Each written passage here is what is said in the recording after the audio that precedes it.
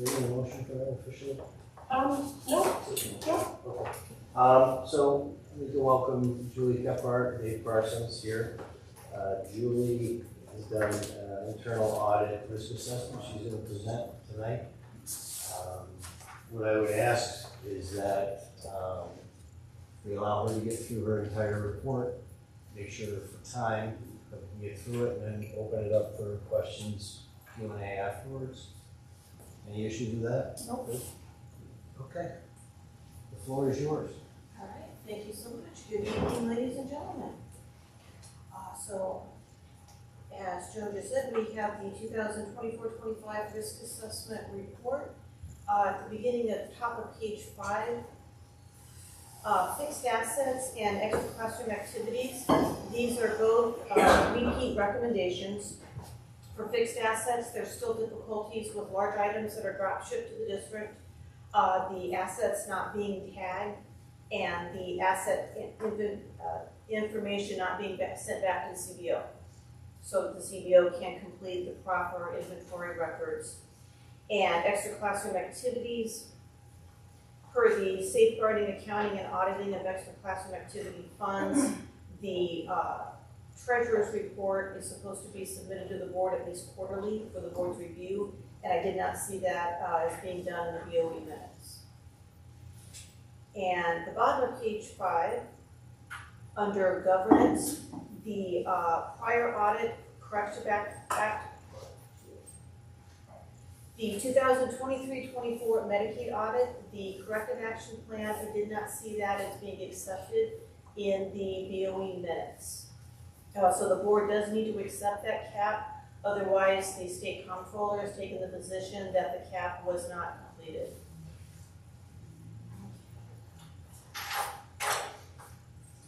And top of page 6, under purchasing and expenditures, item number 1, related party transactions.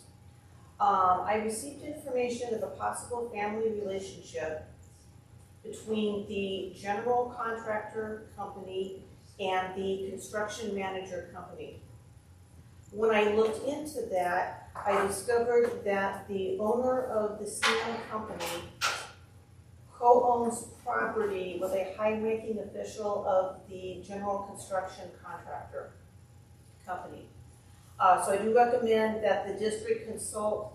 That relationship represents a relationship outside of work, and that was not disclosed in the contract that was submitted to the district. So I do recommend that the district consult its legal counsel for any recommendations that that relationship was not disclosed. Excuse me. Item number 2, bids and advertising. The capital project general contractor and other capital project contractors were awarded contracts through TIPS and the Keystone Purchasing Network. The United States Supreme Court recently ruled that districts cannot use piggybacking for capital projects, that they must do competitive bidding. So going forward, I recommend that the district bid out all purchases over $20,000 or more, or public works purchases of $35,000 or more, and that those bids be accepted in the BOE minutes in the following format: a listing of the contractors who received the bid or RFP notification, a list of contractors who submitted bids or RFPs, and then the name of the contractor who won the RFP or bid, along with a formal resolution from the board awarding that contract. Additionally, for the bids and advertising, for the documentation that was submitted for the audit, the advertising of the capital project was done in newspapers in Texas, Louisiana, the Pacific Northwest, and one national newspaper. The capital project was not advertised in the Binghamton Press and Sun, which is the district's official newspaper and also a local newspaper in the area. So the local contractors, it would be unlikely that local contractors would be looking at a newspaper in Texas for a capital project in Owego. So I recommend that the district do follow municipal law section 103 and advertise all capital projects in the Bay of Compressed Sun local newspaper. Item number 3, the construction manager's contract. The contract that was submitted for audit did not list hourly payment rates for the CM services, administration fees, coordination fees, or hourly payment rates for labor. Also, the contract that was used is typically used when the CM is only acting as an advisory, in an advisory position, and not also doing actual construction.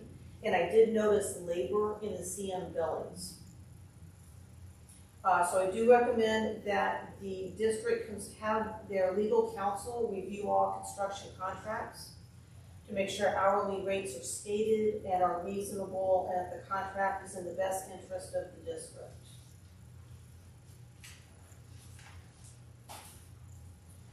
Item number 4, construction manager PO. I reviewed a PO for the construction manager and noted $596,000 in increases to the PO. There were no RFPs, bids, contract increases, or contract awards awarded via the BOE minutes. So I do recommend that the district, again, bid anything over $35,000, and that the BOE accept any contract or contract increases via a formal board resolution. Also, that the purchasing agent not issue a PO without a BOE resolution when that needs to be bid. Number 5, construction manager monthly billings. I reviewed construction manager billings, and there were multiple billings for the same service dates for 2023-24 and 2024-25, which makes it difficult to determine if those monthly billings are per contract. Additionally, I noticed that the CM company is only billing half of the contract amount in 2024-25. I'm not sure why that's occurring. So I do recommend a billing review of multiple school years to determine if those billings are per contract.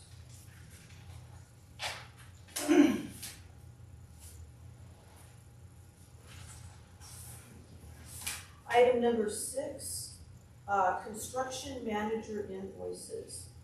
I reviewed the CM invoices, supporting documentation, and vendor invoices that were submitted for audit.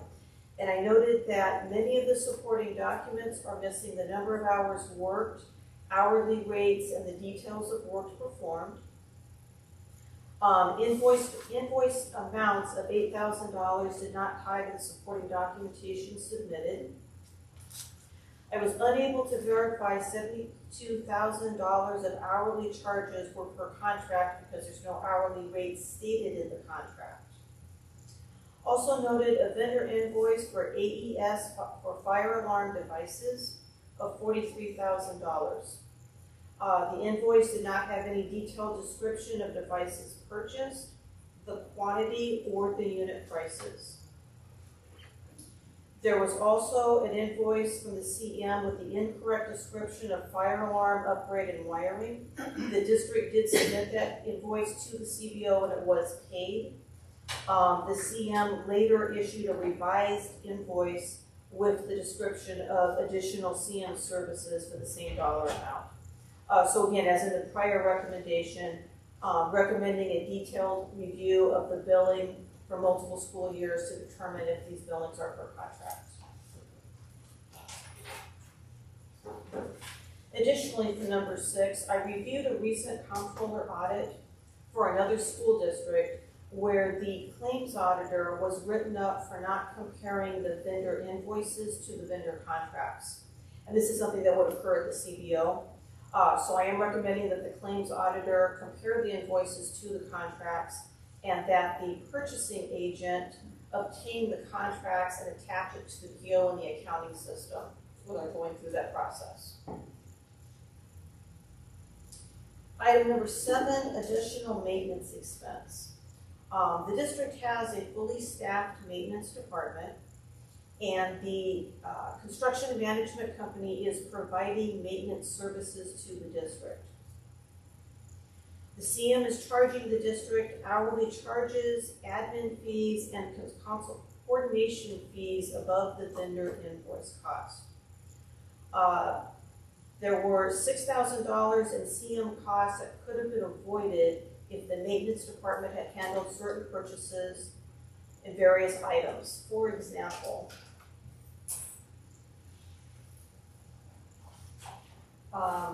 the district needed to rent an 8-stall bathroom, portable bathroom. So there's a vendor from the invoice, there's an invoice from the vendor, and then there's additional charges from the CM company for admin fees and coordination fees to rent the portable bathrooms.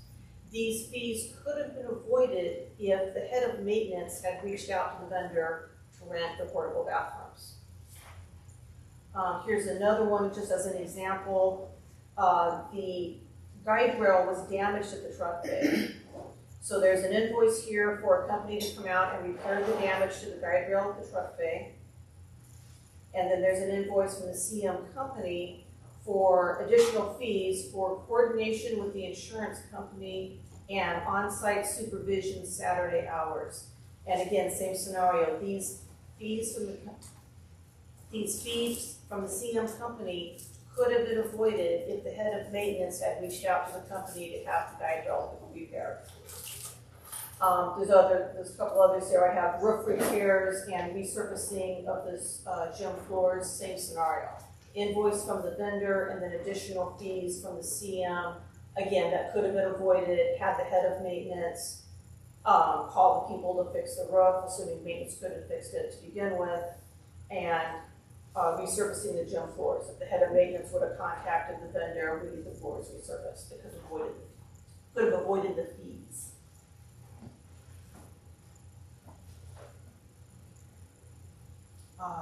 So I do recommend that the BOE review the necessity and the cost of having an outside company provide maintenance services for the district when there's a fully staffed maintenance department.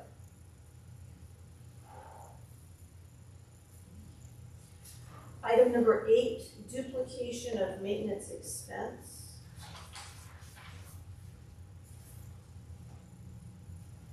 The district has a fully staffed maintenance department, and the CM company is providing maintenance services for the district. The CM company is charging the district $12,000 monthly fee for the maintenance services and financial tracking. Again, the district has a fully staffed maintenance department that can do the work, and the CBO provides financial tracking and equipment inventories for the district.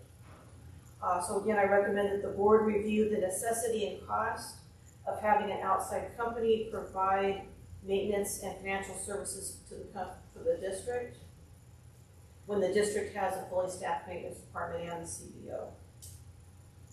Additionally, the district did not obtain a bid or RFP for this additional maintenance or duplication of maintenance services. The prior Board of Education did not accept the contract via a formal board resolution. So again, I recommend that the district obtain bids or RFPs to promote competition between vendors and to increase the potential for cost savings as best use of the district's funds. And also that the board accept the contracts via a formal board resolution. And the last item, item number 9,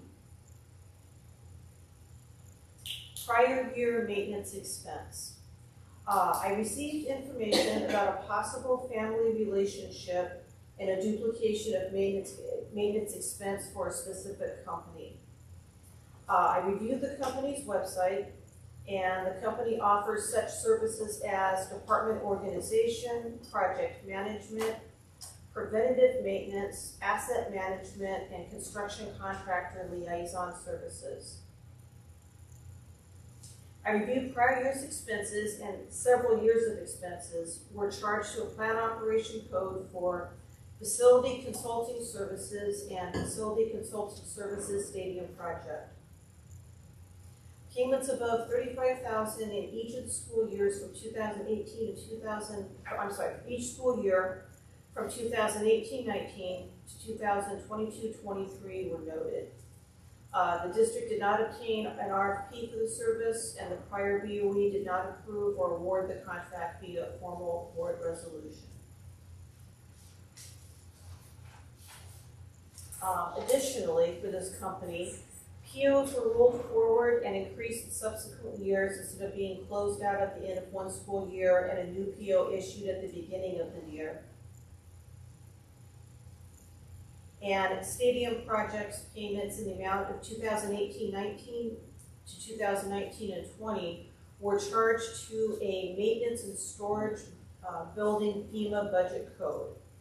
This was back in 2011. The maintenance building was destroyed by the flood, and the new maintenance building was completed around May of 2017.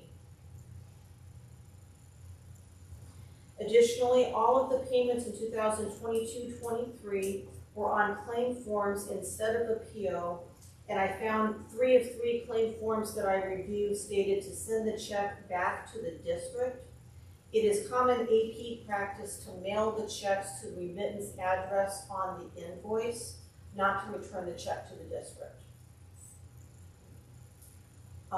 The district's last payment to the company was in May of 2023.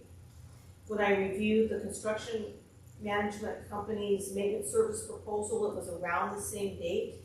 And I do see the beginning of monthly maintenance payment to the CM company in July of 2023.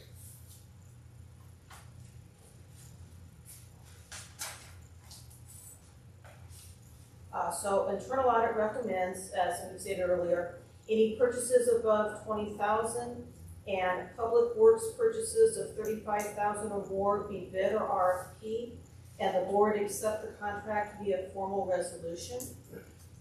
Purchasing agent not issue or increase a PO without a BOE resolution, and the BOE resolution be included on the PO. PO should be closed at the end of the year. New POs open at the beginning of the next school year, and construction invoices need to be paid on a PO, not on a claim form. Also recommend that the district review the use of the maintenance and storage building FEMA budget code. And in conclusion, the district had a fully staffed maintenance department from the years 2018-19 to 2022-23. The CBO provided asset services, so I recommend that the BOE reviews the necessity and cost of having an outside company provide maintenance services when there's a fully staffed maintenance department and the CBO that is already providing those services. And then, are there any questions?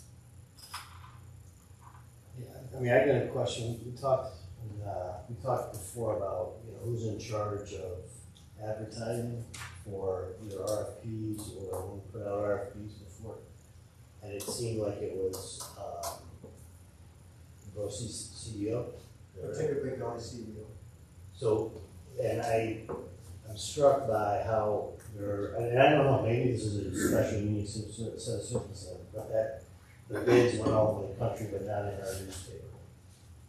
If that's the case, is that common, or is that? No, you're talking about a cooperative bid versus a bid that would go out, a regular bid.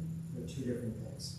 So the cooperative bid wouldn't go locally, it would go all over? Because you're piggybacking off of the contract from somewhere else. So the theory, the idea is that it's already been publicly provided. What internal audit is saying is that publication was in a different location, right? I think you said Florida is where you were pointing to. Yeah, there were right. Texas, Louisiana. So they're arguing, or the idea is to do it locally. So you wouldn't do that with a cooperative bid. That's the point of how a cooperative bid works. So because you're going off of what's already been cooperatively bid within a large line. Are those bids in different states, or because a contract has already been signed at a lower rate? Say Greece Chili did it, so you're going off of that. Right. That's what you're doing. Yeah, so we have a mixture of co-op and traditional bid. Bids. So I We do believe both. all the traditional bid ones, those went to press guys. Right, so anything that we traditionally bid goes in the press as normal. Is our legal, whatever our legal newspaper is. So we already corrected this, Joe. We already Yeah. said, look, we already know this. There was the Supreme Court case that was in Broome County. Mhm. So we've already corrected that and went out to bid with projects. We corrected that 2 months ago, 3 months ago. So that'll be in the corrective action plan. The only one other I have is this, Medicaid that we didn't accept.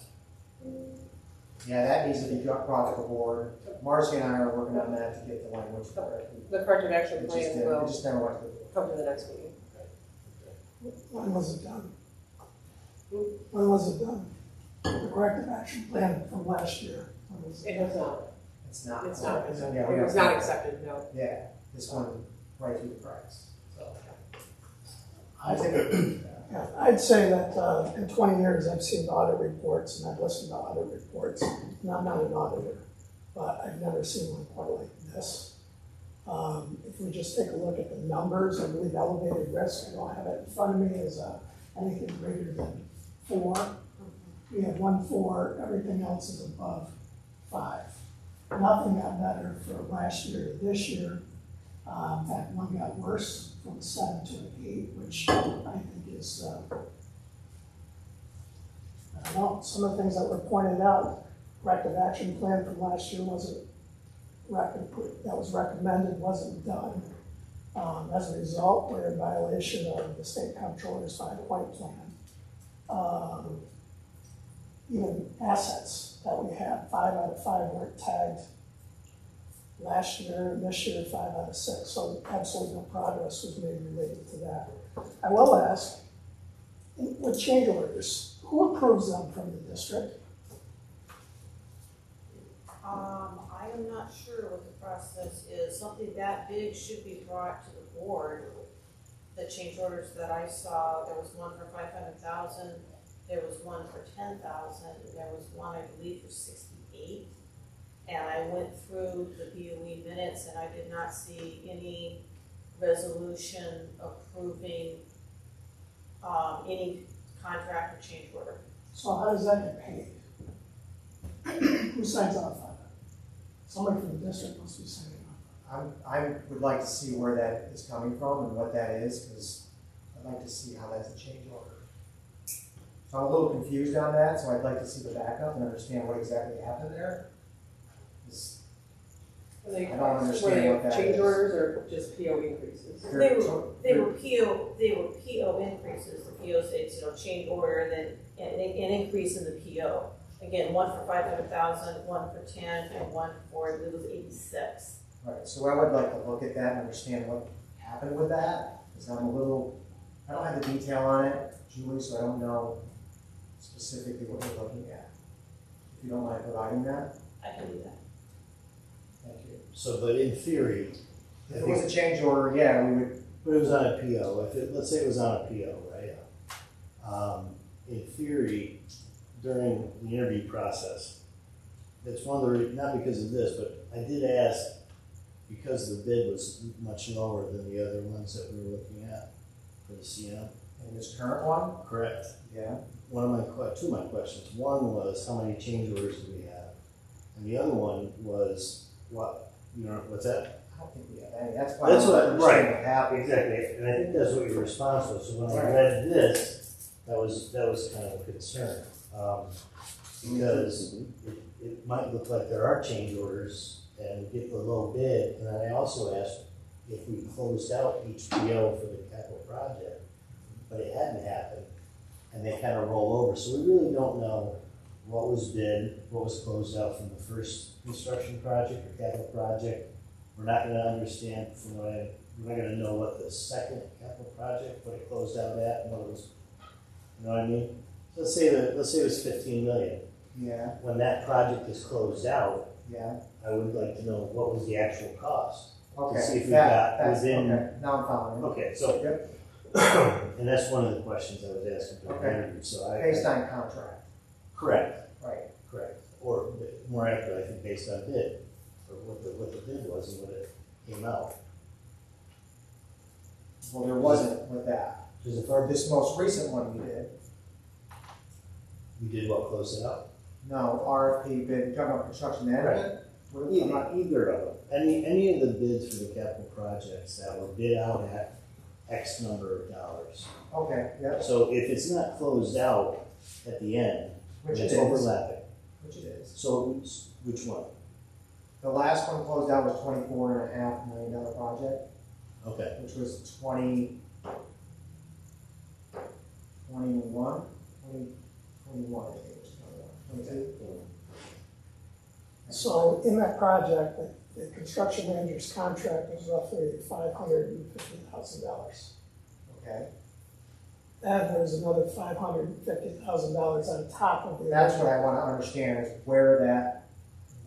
what is that? What are you looking at, so I understand And what so it's tied to? now, we just awarded a bid to a construction manager whose numbers were half of what the other two. The other two were within $50,000 of each other. Part of the argument of taking that construction manager bid was because of the low bid, and that we were going to maximize funds, I believe is what we were told. I see what you're saying. So but I don't now we know have a if that's $30 million project. accurate, but I don't know if that's accurate, but I see what you're saying. It's a concern. Did you folks have enough time to complete your audit, to do a thorough job? Yes. And was everybody cooperative during the audit? Yes. And just last comment, based on everything, and I can't remember which number that is, there seems to be, you talk about fraud, waste, and abuse, there seems to be waste. You spelled it out very detailed. I think that's a concern. Thank you.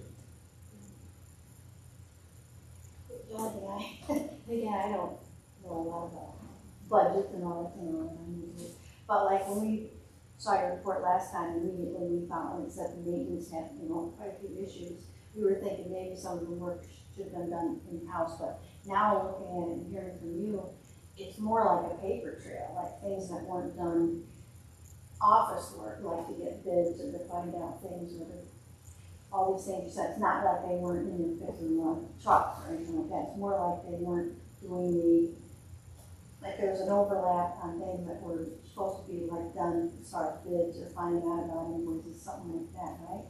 It's More, both, where, the paperwork, not sending the stuff out, not having, or having the somebody else do it. yeah, not having the paperwork, not having the advertising done locally so that local contractors, oh, hey, Wego's got a project, do I want to bid on that? Maybe I do, maybe I don't. Right. Stuff like that. Some of the maintenance stuff, what I was saying about fees that could be avoided. In Right. other words, for example, when the portable bathrooms need to be rented. Right. Something. The head of maintenance could have very easily Right. called the company, hey, we need to rent some portable bathrooms for a couple of months for whatever reason. Right. And they could have done that as opposed to having the construction management company do it. And then the construction management company adds additional fees Right. in addition to the vendor's invoice. As well as if the maintenance had done it, those fees from the construction management company, they could have been avoided and the district would not have had to have paid those. Yeah, it seems like that's quite substantial. Happened a lot. Yeah, it just doesn't, the district could have avoided it. Yeah, so how do you deal with that? I mean, you probably that's not a big deal, but like, do you have somebody in the maintenance department that's supposed to be doing that now? I'm sorry, there's a horse we can't hear you. Is there somebody in the maintenance department that would be doing that job, like in the, or, you know what I mean? Typically, what I see in other districts is stuff like this would be handled by the maintenance department. But again, I'm bringing potential issues to the board. It's up to the board to decide what the board wants to do. Yeah. I'm bringing potential issues. It seemed like there was a few that was something that was kind of a common thing as far as things that the maintenance department could address.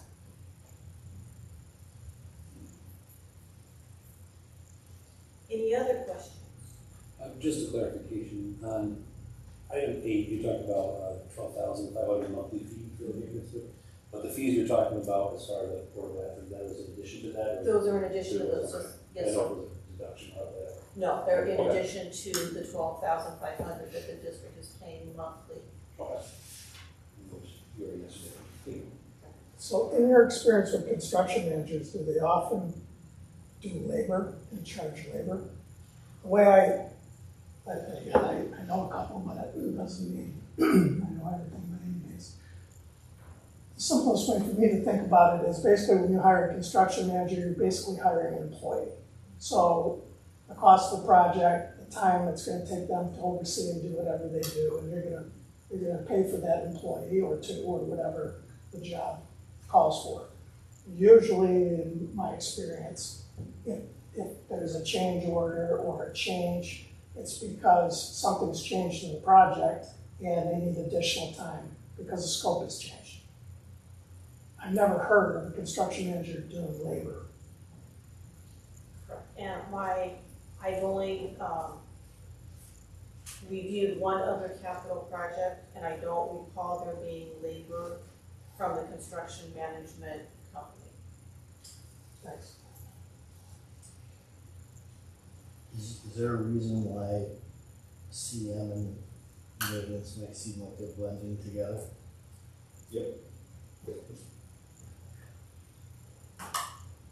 Well, we've had this conversation, so we, you know, first of all, we've already discussed this, it's very difficult, I think, in Julie's position outside looking in, what our true maintenance needs really are, and the makeup of our department, and the number of units, and certifications and things that folks need, and on top of that, the numerous amounts of in-house projects that we've done, that we haven't done the capital projects for, that have saved the district a lot of money, so that piece of it. However, just an example, we got a quote from a company, and I will leave them nameless, for one building. For the maintenance cost of one building was $221,000. So there's a huge difference in expense. So what you're going to see in the corrective action is you're going to see that there's a chance that that budget's going to go up if we don't have the flexibility to be able to use the previous maintenance agreement that we were using. You could. This has a lot to do with the co-op. Right. So now that the ruling from the Supreme Court has come in and said, you can't, from Broome County's standpoint, you can't use the co-op because it's not for public works, which is what the case for Maine Animal's arguing, right? Because Maine Animal's doing it too. Do the exact same thing. Use the co-op to fix price. And the reason why you want that is because here's what happens. The boiler goes down. Who fixes it? Maintenance calls up, guy comes in. That markup on that, 15, 20%, could be more, right? Co-op is a fixed price. We know that. So there might be an admin fee when it comes to this maintenance agreement, but that admin fee doesn't necessarily touch even close to what that markup would have been.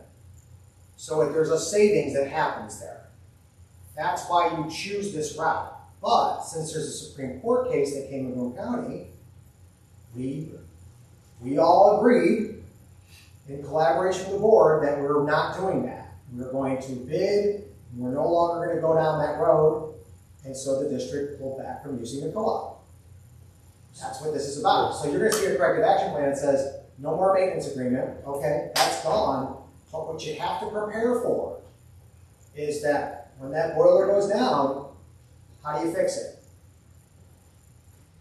So you got to replace it. Right. Now that's where you start getting into these upcharges, and it's a whole other piece because you don't have access to the co-op. And here's what I would say too, That's what mainly we is do have a about. great maintenance department, but we have a pretty expansive facilities and high-end beyond high-end over at OES in terms of the equipment. I mean, they're stretched as thin as can be to even keep up with preventative maintenance of these things. So Absolutely. to expect that they're going to be able to, when a boiler goes down or a unit fails, that they're going to be able to do that work, fix it, preventative maintenance alone on OES is $125,000. So are you saying that we need more maintenance? All I'm saying is that I'm using a maintenance agreement as a way to access cooperative bids in order to access equipment, to access labor, in order to save district dollars. That's what I'm saying. But that can't happen now because of the case that happened with Maine and Well. Okay, so just for this. So we're not doing it anymore, so now we're gonna pull No, back. I get that. So at what point did we not have capable is not the right word. At what point were we not functioning at a high enough level with our maintenance department where we had to either, like, say, go prior to cooperative bid, was our maintenance staff keeping up to par before cooperative bid? That's the best we could. I mean, I would argue our maintenance department did a darn good job at saving us money. I wouldn't say that I they would agree. So that's just a question I have. If we're hiring another company to come in and help with maintenance. So here's what I would say about that. You and I don't know about HVAC. I don't even know about boilers, right? So I want to trust that whoever's going in there and having that conversation with that contractor knows what they're talking about. Because if you don't, you have a chance of getting taken. Think about your own house. Mm-hmm. You don't know how a furnace works. I don't. And the company shows up and says it's 12 grand. Do you know one way or another? You want to have a trusted individual who you are paying to make sure that that is handled properly, so that you can try to save money. That is all that agreement is, and it accesses the co-op to do that. Right. That's what that was about. In addition to that, we were also in a transition between two heads of maintenance. There's a lot of different, but I don't want to get into all that. But that's the reason why the maintenance agreement is in place. I just want to caution the board. I'm going to put a corrective action plan that says, okay, no more maintenance agreement. But when something happens, now we don't, which is fine, because we don't have access to the co-op like we used to. We're just not going to do it because this case that's came up in Brook County. Well, if the boiler went, you would buy a new one, it wouldn't matter if we. So now you got to go out, bid, Right. because it's $20,000, $35,000 based on whatever the cost is, file a policy, then you got to figure it out. Whereas before, I could say, okay, I'm going over the maintenance agreement. I need you to get somebody in here, and I need you to fix this thing. Mm-hmm. So And for then they go get the contractor, and then they get the price off the co-op, and they get it done. And I would argue that cost is a whole lot lower than going this route. That's all. That's just a matter of cost of doing business. The cost of doing business is going to happen no matter what. Mm-hmm. The boiler's going to break. And that's what the decision was made by the district. Does that make sense? That's the reason why the decision was made. Is so we have trusted individuals doing it. Otherwise, Yeah, it's not like an accidental thing, this is a part of the plan to. Oh, yeah, it is. More- Yes, it's not accidental at all. And we've It's not used- like you're double billing, it was done as a. Oh, there's no way- double, that's why I argue it's not But a it was duplication done as a service. way to assure quality and expertise. That's exactly what it is, because when you get up on that roof, I mean, you can, yeah, we can try to get another maintenance mechanic, but they're not available. Like, So without an ad right yeah. now, you're not gonna have someone at $22 an hour, which is what our contract pays. That's not really available. I'd rather say, all right, I'm gonna do this maintenance agreement, and I'm gonna have someone I can trust that goes out to make sure these companies aren't taking us. That's what it's about. And what Now, you're it does saying cost is, money. what you're, and you come back to that, so what you're saying is that our head of maintenance couldn't do that. Couldn't make sure we're not getting paid. That's a separate thing. I'm not of the gonna contract. argue that, I'm I not would gonna say no, that. no, but I would say if that is what you've come back to a couple of times, and I understand your argument, but I'm saying I would think our head of maintenance can make sure we're not getting taken. I would hope. I don't think we want to talk about previous. I don't wanna do that, I don't wanna get, but I just wanna help understand that this isn't like some blind understanding of what this was. So a lot of districts have used AirTemp, for example. That's a company out there that you would have to contract with to do preventative maintenance and when things break on your systems and your HVAC units and whatnot, a lot of people will do a contract with them. We used to do that several years ago, and it's a significant cost. High. Is All that- I'm doing is cautioning. The one building Understand that. costs more than what? I guess I'm wondering about your caution, because you say we're caution, we're gonna go this route, but then you say main animals is in a predicament that we have to go this route, so. It Well, doesn't seem like that's caution, it's like we have to go that That's route. a Yeah, we don't have a technicality. choice. Technicality is we're in Tioga County and they're in Broome County and the case is in Broome County, not Tioga County. So there's a technicality and lawyers are all over the place with this. The education real law on department's it. still supporting There's it. an argument. We don't even really know whether the Supreme Court's case is gonna hold. So that's why I'm like, will this work out this way? I'm gonna follow internal audit. Internal audit made a recommendation. I'm gonna suspend the maintenance agreement. That's it. Not gonna do it, because that's what internal audit recommends. So, which I'm fine with. But then it does put us in a little bit of a place where I'm gonna have to figure out when some of these things break and things happen that, So the monthly, whatever it was, 6,000, 12,000 monthly payment is part of the agreement, part of the cooperative bid. well, it's basically saying you use that is an agreement with that company who I can rely on to contract, just like a construction manager does. It's outside of the capital project. It is not a capital project item.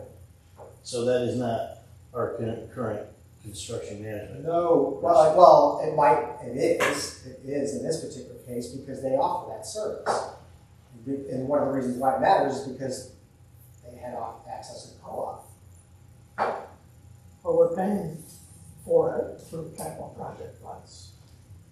You gotta be careful. I'm asking. Well, you're now general fund capital. You can't mix the two, right? That's The why whole I'm breaking asking. over here isn't necessarily in the scope of capital. Sometimes it fits, sometimes it doesn't, but you can't mix the general fund with capital. They're two different things. So if we're talking about the same thing, if I understand it correctly, so from 2018 to 2023, it was paid outside in the regular budget, and then beginning in 2023, it was added onto a PO. Under I gotta go back construction and look management. exactly how that went down, Mike. I gotta see exactly. I can't answer for sure how that was accounted. Was that, Is that the way you see it? I thought that's what was written. Was it in the capital line? All of the payments to the CM, for the construction project and the maintenance have been in the capital. So they're in the capital line. So Everything's that in would the be, capital line. so that would be where we have to clarify what should and shouldn't happen there. But it was moved in 2023, I'm wondering why. It was a different contract. It's totally different company. The other one was a company for the FEMA project, the state. Yeah, maybe I'm confused. It's a different company. So, last question for me, the 12,500 monthly, that's part of the cooperative bid. No, that's the maintenance agreement for that company Mm-hmm. who has access to the bids. Which is why the case is in Maine Emerald, because the company that has access to the bid is working for Maine Emerald.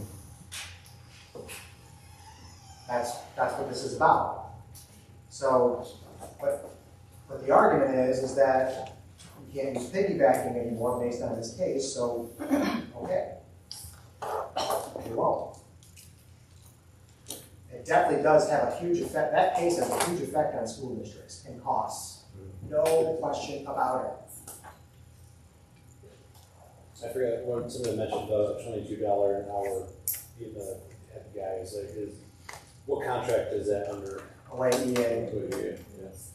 So can we get a director of things? I mean, we have maintenance departments, we have all that are making substantially more than $22 an hour, but we're paying, what is it, $12.5 for 12 months, $150,000 a year. Can we get a director of maintenance that would know Well, good, probably. Or, but consolidate? But that But they doesn't can- necessarily get you. somebody that's gonna be able to fix everything, like, Well, no, but we're just talking about being able to know whether you're getting taken or not. Oh, right. It's, be the person that goes out for Maybe. bids and finds out.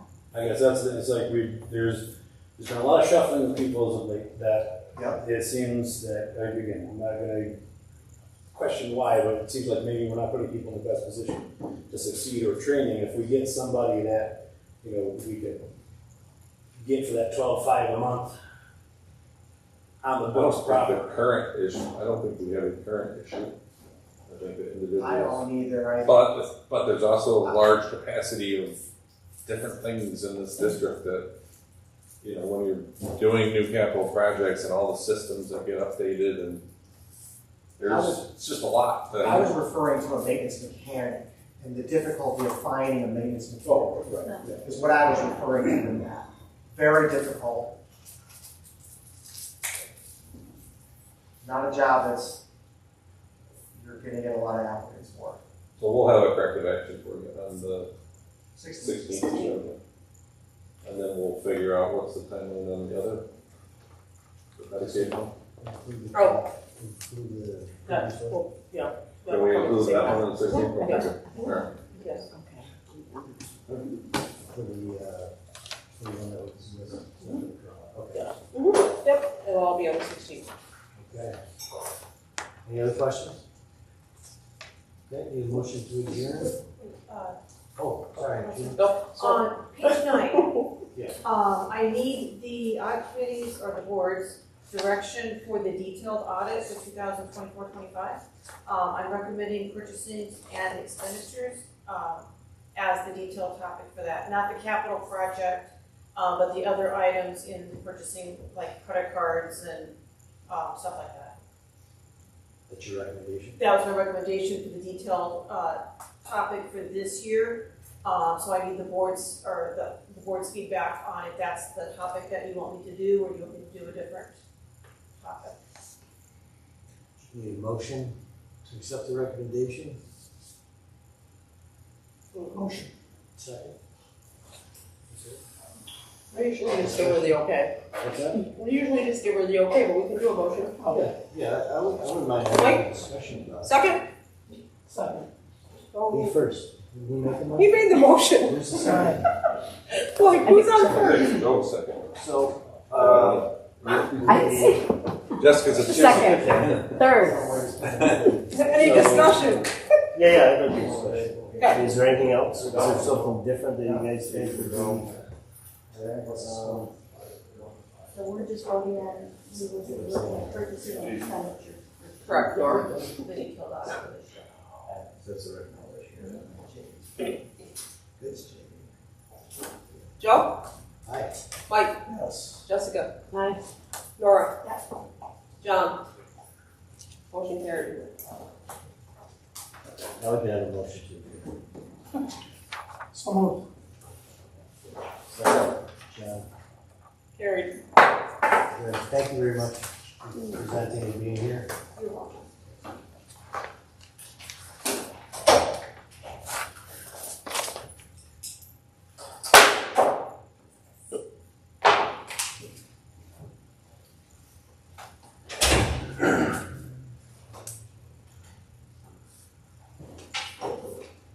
Okay.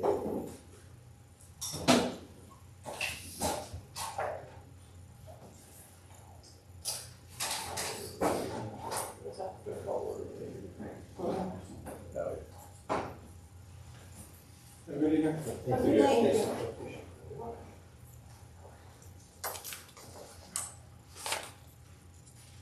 Okay. Call the meeting to order and stand for the pledge. I pledge allegiance to the flag of the United States of America and to the republic for which it stands, one nation, under God, indivisible, with liberty and justice for all. Okay.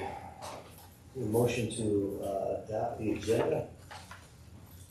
So Second.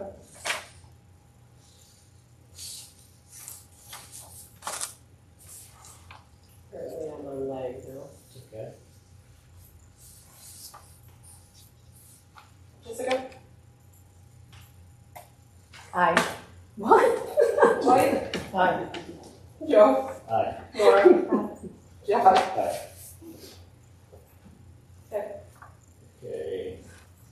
2.1, bid award of capital projects. Need a motion? So moved.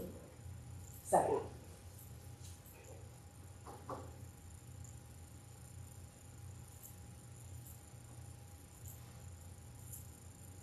Jessica? Aye. Mike? Aye. Joe? Aye. Nora? Aye. John? Okay, in order to, oh wait, we'll go do 2.2. Yes, please. Board of Education accepts 2024-2025 risk assessment audit. Need a motion for that? So moved. Second.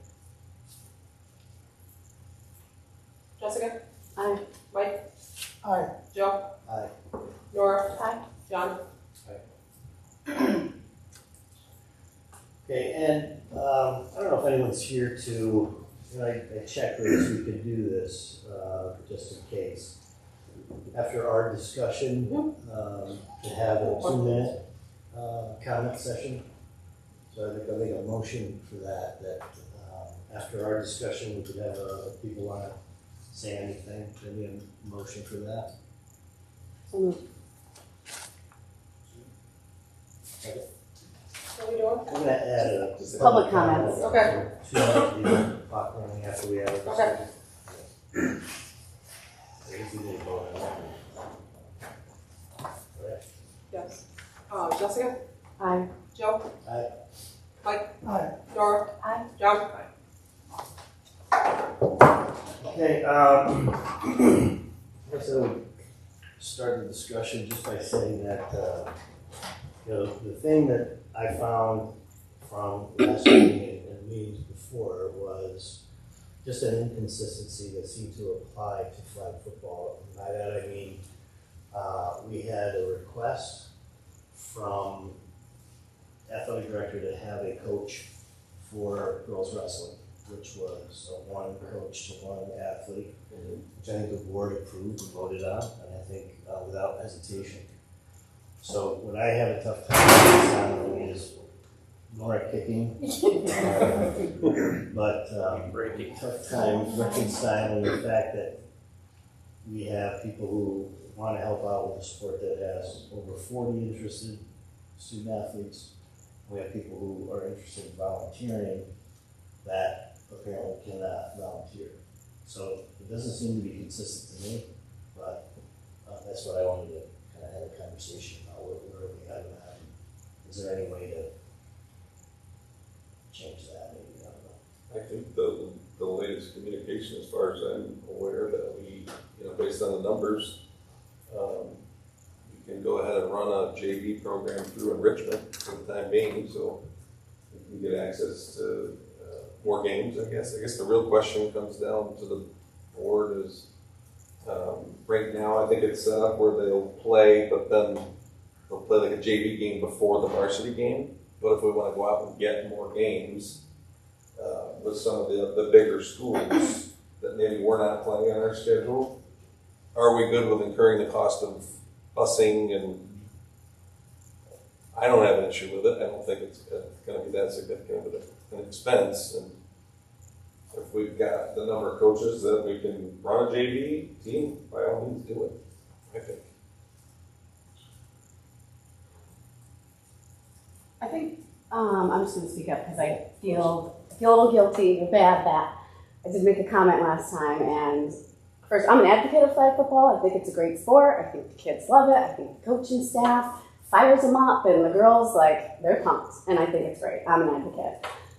I'm an advocate for choosing one. Not now. It's too late into the season. I would never take that away. But moving forward, I am an advocate for picking one, a spring sport. Whether it be flag football, lacrosse, softball, track and field. I guess track and field is already out there. But I believe in treating it like a real sport. The girls work hard all season long, and I just think it gets to be too much. And I know parents can stop that, but what parent is going to be like, yeah, everybody else can, and the school's advocating for it, but you can't.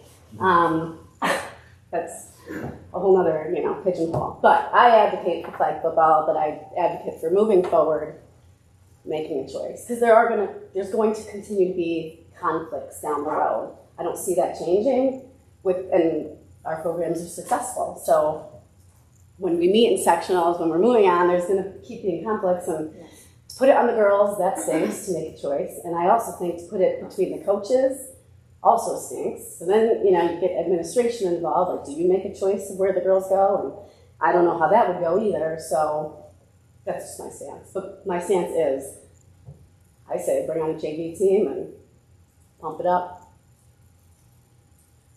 I know part of the question was as far as like the flag football position, the coverage position wasn't part of the contract. Yeah, That's the teacher's contract? Yep. Okay, and that's one that's good. Yeah, we start negotiations in May, so we should have that resolved. But would that include volunteers? Would include volunteers? Well, if we run the JV program that goes through enrichment, those coaches can get paid. Let's say additional volunteers for varsity. That would need to be in the contract, would it? Or is that a? No, volunteers, I don't think need to be in the contract. No. So, okay. Yeah. So what's it gonna look like? Because I know we talked a lot and we've written back and forth, and so what's it gonna look like? We're gonna have a varsity team, and how many are gonna be on that? About? I think based on what my understanding is, about 25 would be probably the varsity roster, and then maybe another 22 or 25 on the JVs. Okay. I think we've got kids from like 9th grade to 12th grade, so pretty expansive list of kids. And then we're gonna bring back the other two volunteer coaches to work there? Yeah, they can. I mean, they can work that out. I mean, I think 2 people, if they're going to run it through the enrichment program, with that enrichment, a quick proposal, not a big deal, and then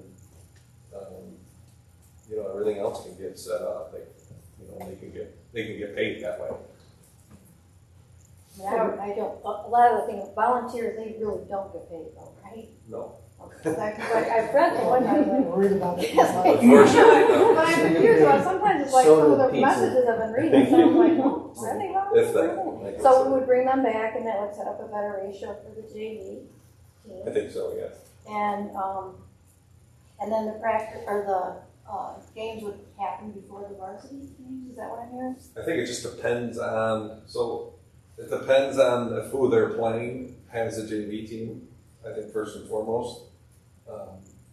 But right now it's like divisional, right? Most of your divisional games. Yeah, it's ABCD, yeah. Right, but what we could do, we could get maybe some more opportunity for additional scrimmages or games if they don't always have to rely on that model necessarily. They might, it might be on a Saturday that the JV goes to Horseheads or Corning or something like that, where the varsity might not go. So I think that they'll have more access to more opportunities if we can do that. I think, full disclosure, my wife was a paid coach and then a volunteer for the last 3 years. But I have frustrations as a parent, as a board member. When the program was started, again, up and coming, my understanding, I believe at the time there was one paid coach, head coach, and then there were 3 assistants and then paid out of Richmond. So in year 2, for whatever reason, there was just one paid coach, and then there were like 5 volunteer coaches. And these coaches have all volunteered their time because they care about the kids and the program and the school. Year 3, the head coach was approved by the board, and we had a board meeting scheduled for Monday, the first week of spring practices, and there were no volunteer assistants or any assistants for that matter approved. Every year the numbers keep growing up. I think when Joe asked the question on Thursday before the first week of practice, the answer was the volunteer coaches didn't have their paperwork in. Then it was, if they have their paperwork in, they won't be approved. And then on Monday, all 5 were approved. The program continues to get bigger. I'm frustrated that we're having this conversation at the start of the 3rd week of spring sports, knowing that there were 40 plus kids showing up to open gyms. And honestly, if we're gonna do it right, there probably should be 3 paid coaches. I do think that probably we do have to have a conversation about allowing kids to choose. But if we do that, or making them choose, we're gonna lose the JV sports in some sports. There simply aren't enough kids. So, and this isn't the district's fault, it's the state's fault, because they didn't plan it out very well, and the state's not very flexible when it comes to anything, as we found out. So, those are my comments. Yeah, as long as, we get some guidance going forward before, when we do official coaches, the number of coaches I think that you're comfortable with, just let me know, and we can make that happen, I think, in the I think negotiation. the 5 coaches from last year, they all coached last year, and No, I'm saying moving forward, when it becomes an official school sport, what's the number that you're comfortable with, that I'm gonna go in with to have the discussion about? So, I think right now, we can make this happen with the, the additional folks, or however they wanna work it out. Get the JV team rolling, and I think that we get a few more strategies already scheduled, so. But the busing piece, I think, to me, was the biggest piece, that we come, paying a driver and a bus, and so that they can get access to not just play on the same days that the varsity plays. I think a big thing for me from our last board meeting was, I'm pretty sure, well, I got the impression, I'll take responsibility for it, I got the impression that there were no other teams for JV sports. I got the impression that it was almost futile, because there weren't that many teams, if I recall, from ED, that there weren't having enough teams to have a schedule. And I, but that certainly changed my perspective. But if it's true that there are a number of teams that warranted a JV team, I think it changes the perspective. So I know the other day, right, you played SV, I think SV is a similar scenario where they have like 45 kids, but they don't officially have a JV team, but they were able to play a JV scrimmage before that game, so I think it's a little different at every place. You would ask me to find out the number of teams that were board approved, and I think it's only 2. Yeah. But almost all of us are in that situation where we have so many kids. Right. We want to set a schedule ahead of time, so it's organized and the parents know what's going on. The communication piece is a huge part of what's lacking right now, because we don't know what's going on. Like yesterday, we spent all day trying to figure out what this week is going to look like. So I think that's a big part of it. We can open it up to public comment if we don't have any other questions or comments in our discussion. So if anyone wants a public comment, got 2 minutes on the ticker. While she's pulling up the ticker, really quick, so the communication piece, I will say, Rusty, you are fantastic about communication. You do communicate every week, the weekly plan, what's going on. That was more of like, in that plan, it changes because, what is it going to be this week? But the communication with the parents, it's there. And that is not, I don't think, an issue. Just a framework of. It's just what it, all the information that he knows is given to us. Right. But what he knows, you don't know what you don't know. Right. As the week goes on. We do have a framework now, right? No plan. So. And you want to. Yeah, I appreciate you guys taking time to talk about flag football. For those who don't know, I'm Rusty Burke, I'm the head coach of the flag program, here with our staff to discuss any questions you guys have. Mr. Green, you talked about the enrichment program. What would that entail? So right now we have about 10 or 11 teams that we could set up games. I think our biggest frustration, like I stated in the email, it took like over 2 weeks to get the SV game scheduled. And I said, we're willing to put in all the work to schedule the games. We just want to know the school has our back to kind of set those up and get it done, like a telling there, so we can let parents know, like, hey, 2.5 weeks we're going to play UE and play basketball and everything like that. I just think there has to be communication, because there's a lot of moving parts when you've got dual athletes playing and you've got rainouts for softball and ADs trying to reschedule games. So I think that's probably a big tricky piece of it. But yeah, if there's only 2 officially approved teams, but you know that there's 5 others that want to play, then if we kind of get them laid out, I don't think that that's an issue at all. And just to be clear, it's not really a Q&A, so you make your statements, and we're not supposed to interact with conversations. So make whatever statements you want, and we can respond accordingly. Yeah, this is my first time. That's okay. We only got 40 seconds. Oh, no, like I said, we appreciate you talking about it. Like I said, our biggest frustration was like the lack of kind of communication, getting the game scheduled, and then I do have a question we can answer after. It was like the enrichment with, like, we talked about the 2 paid coaches, and then in Mr. Halbeck's email, he said that he had 2 coaches in mind. I would love to get back to 2 volunteers that we had to have be the 2 paid coaches. I'm not sure, 'cause I was never communicated with about who those. I think that was the issue. Yeah. Okay, good. So yeah, I was unaware of that. If that was the plan from the get-go, I would have been all about it. I didn't know about that situation. So it sounds like you guys are all about getting the JV schedule, which would be ideal, so hopefully we can move forward and kind of at least go. I think main law is 14 JV games. Yeah, Vestal has about 10, I mean, it has 14. And a lot of schools do have paid JV coaches, but I don't think it's necessarily board approved, so I'm not sure how they got that. Yeah, I think people would mix it and match it, like BOE's doing it, calling it murals, and yeah, I don't see any reason why we can't get a decent amount of games. Anybody else? Now, is your intention that you guys will be trying to set up those games, will be working through the athletic director? Yeah, we'll do all the work, yeah, we'll get all. I think, but make sure that because I think that's some of the struggle is that with the ADs regionally, are trying to figure out managing all of the pieces, and then the coaches are also, so I think that the communication's gotta come together from that standpoint. Because if you guys are scheduling something, but he's on a conversation about, a makeup game for this, and then you don't have 9 girls or 10 girls because they're playing something else, and that's where it gets dicey. Absolutely. Anybody else?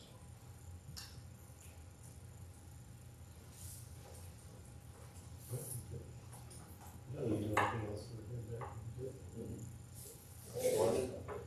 Any motion to adjourn? So, Second?